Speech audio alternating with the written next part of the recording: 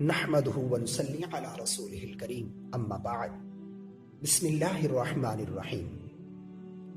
آج ہم نماز کے دو ضروری مسائل آپ کے سامنے بیان کرتے ہیں جن کو لے کر اکثر مسلمان جو مسائل سے واقف نہیں ہے وہ پریشان ہو رہے ہیں۔ کوئی کچھ بتا رہا ہے تو کوئی کچھ بتا رہا ہے، اب عام مسلمان وہ پریشان ہے۔ اسی لیے آج میں آپ کے سامنے دو مسائل بیان کروں گا۔ مسئلہ نمبر 1 کہ نیکر یعنی انڈر ویئر، چڈی وغیرہ پہن کر نماز پڑھنا کیسا، یعنی اس کے پہننے سے نماز ہوگی یا نہیں ہوگی۔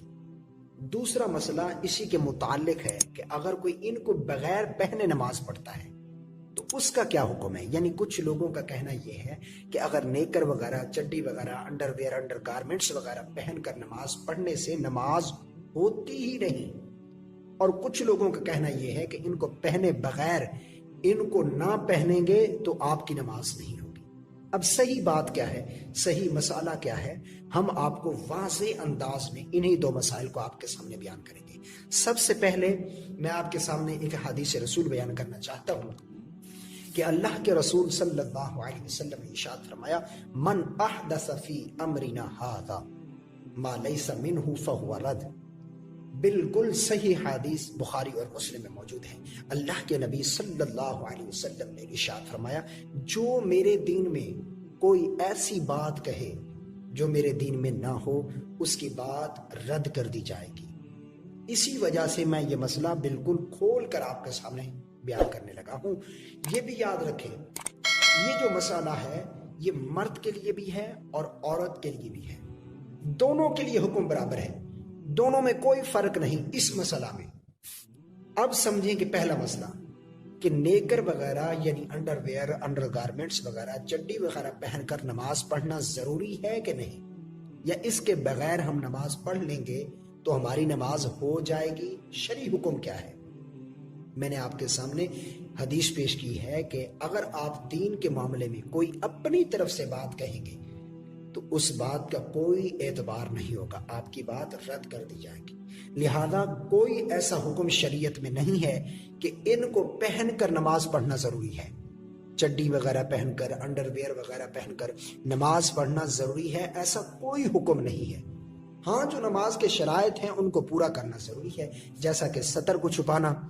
اب یہاں پر ایک اور بھی بات کرتا چلوں کہ مرد کا سطر کیا ہے اور عورت کا سطر کیا ہے۔ الدر المختار اٹھا کر دیکھیں گے تو مرد کے سطر کے بارے میں لکھا ہوا ہے کہ مرد کا سطر ناف کے نیچے سے لے کر گھٹنوں کے نیچے تک ہے۔ ناف اس میں داخل نہیں، گھٹنے داخل ہے، ان کو چھپانا مرد کے لیے فرض ہے۔ اور عورت کے سطر کے بارے میں لکھا ہے کہ عورت کا سارا بدن جو ہے وہ سطر ہے، سوائے 3 چیزوں کے، ایک تو اس کا چہرہ اور ہتھیلیوں اور پاؤں کے تلووں کے علاوہ، یہ سطر میں داخل نہیں ہے۔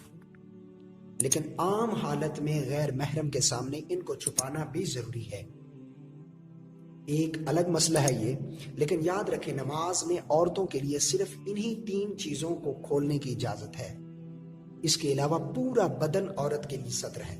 اور ہاں، ایک اور بات بھی یہاں پر میں کہہ دوں کہ ایسا دوپٹہ یا چادر وغیرہ پہن کر نماز پڑھی کہ جس کی باریک ہونے کی وجہ سے اس کے بالوں کی سیاہی چمکے تو بھی نماز نہیں ہوگی، ایسا بہار شریعت میں لکھا ہے۔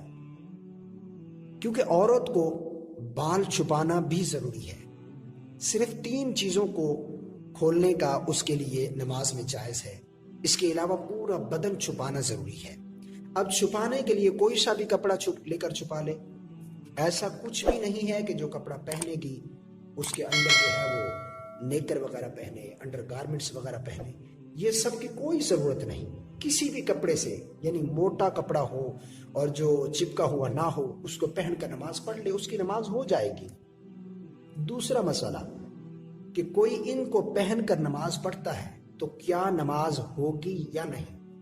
تو دیکھیں، اگر یہ چیزیں پاک ہیں، کیونکہ نماز کے کچھ شرائط ہیں، جیسا قبلے کی طرف رخ کرنا شرط ہے، جگہ کا پاک ہونا شرط ہے، اور جسم کا پاک ہونا شرط ہے، اسی طرح کپڑے کا پاک ہونا بھی شرط ہے۔ اسی لیے کہا گیا ہے کہ اگر کوئی انڈر گارمنٹس وغیرہ، نیکر وغیرہ پہن کر نماز پڑھ رہا ہے یا پڑھ رہی ہے اور یہ پاک ہے، اس کا انڈر ویئر وغیرہ اس کا پاک ہے، ناپاک نہیں ہے، تو اس کی نماز بالکل ہو جائے گی، بلا کراہت ہو جائے گی، اس کی نماز میں کسی قسم کی کوئی خرابی نہیں۔ اور ہاں اگر اس کا انڈر ویئر ناپاک ہے، نجس ہے، تو پھر اس کی نماز نہیں ہوگی، کیونکہ نماز میں کپڑے کا پاک ہونا بھی نماز کے شرائط میں ہے۔ دعا ہے کہ اللہ رب العالمین ہمیں دین کو سمجھنے کی توفیق